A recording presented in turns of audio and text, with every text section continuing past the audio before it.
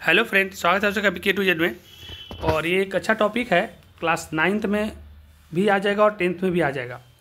Question इतिहास का है और शॉर्ट क्वेश्चन में आता है, काफ़ी इम्पोर्टेंट है कि बंद समाज की राजनीतिक स्थिति पर प्रकाश डालिए और बंद समाज के सामाजिक जीवन कैसा था, ये दोनों इसी में है। तो हम दोनों को अच्छा से आपको समझा देते हैं और अच्छा से समझ में आ जाएगा। एक दो बार सुनिएगा तो, और आप चाहिएगा तो आप लिख के रख सकते हैं क्योंकि आपको एग्जाम में आने का चांसेस है। क्वेश्चन है कि बंद समाज की राजनीतिक स्थिति पर प्रकाश डालिए, यानी कि ये जो जंगल में रहने वाले समाज हैं उनके राजनीतिक स्थिति कैसा था और उस पर प्रकाश डालने का बात हो रहा है। तो 18वीं शताब्दी में वन समाज के लोग कबीलों में बटे हुए थे। मतलब जंगल में जो रहने वाले लोग थे, जिन्हें हम लोग आदि और वहाँ रहने वाले जंगल में लोग को वासी कहते हैं, तो आदिवासी लोग जो थे वो सभी लोग एक कबीले में बटे हुए थे। कबीले में इसलिए बटे हुए थे ताकि उन सभी का अपना एक राजनीतिक और सामाजिक जीवन था। प्रत्येक जनजाति का एक मुखिया हुआ करता था और उसके तरफ सभी लोग संगठित होते थे और वो मुखिया को ही काबिला का सरदार कहा जाता था। इनकी स्वयं की शासन प्रणाली थी जिसमें सत्ता का विकेंद्रीकरण भी किया गया था।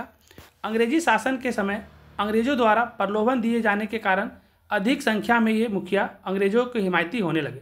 हुआ ऐसा क्या था कि जो मुखिया बनता था, जो मुखिया था, काबिलों का सरदार था, वो सभी आदिवासी उसके अंडर में होते थे और सभी जंगल में ही रहते थे। उनका राजनीतिक और सामाजिक जीवन जंगल में बीता। लेकिन अंग्रेज का शासन चलता था 18वीं शताब्दी में, और वो क्या किए कि जो सभी का मुखिया हुआ करता था उसको अंग्रेज अपनी तरफ मिला लेते थे और कुछ प्रलोभन दे करके क्या करते थे कि इन सभी लोगों पे कठोरता से राजस्व वसूली करवाते थे, टैक्स वसूली कराते थे, जिससे जंगल में रहने वाले लोग, आदिवासी लोगों को काफ़ी दिक्कत का सामना करना पड़ा। और इसके चलते ही इन सभी के मामलों मतलब कि इन सभी के मनों में विद्रोह का एक भावना उत्पन्न हुआ। तो ये था इनका राजनीतिक जीवन। अब हम आगे बढ़ते हैं कि इनका वन समाज का सामाजिक जीवन कैसा था। तो आदिवासी लोग जो थे सीधे साधे सरल प्रकृति के थे और होते भी हैं, तथा स्वयं को से समाज से अलग रखते थे।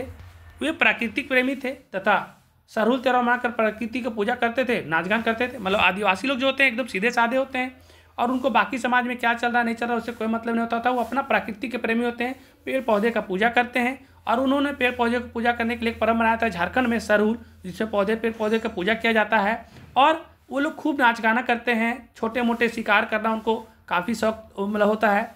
लेकिन अंग्रेजों ने उनके सामाजिक जीवन में हस्तक्षेप कर उनके मुखिया को अपना हिमायती बनाकर ईसाई मिशनरियों को घुसपैठ करके तथा जंगल से उसके रिश्ते तोड़कर उनकी सामाजिक व्यवस्था अस्त व्यस्त कर दिया। हुआ क्या कि जब अंग्रेज लोग 18वीं शताब्दी में हम लोग यहाँ शासन कर रहे थे, तो उन सभी लोगों ने विकास के नाम पे जंगल को काटना शुरू किया, रेल लाइन बिछाना शुरू किया, रेल का डिब्बा बनाना शुरू किया, सब जगह लकड़ी का काफ़ी उपयोग करने लगा।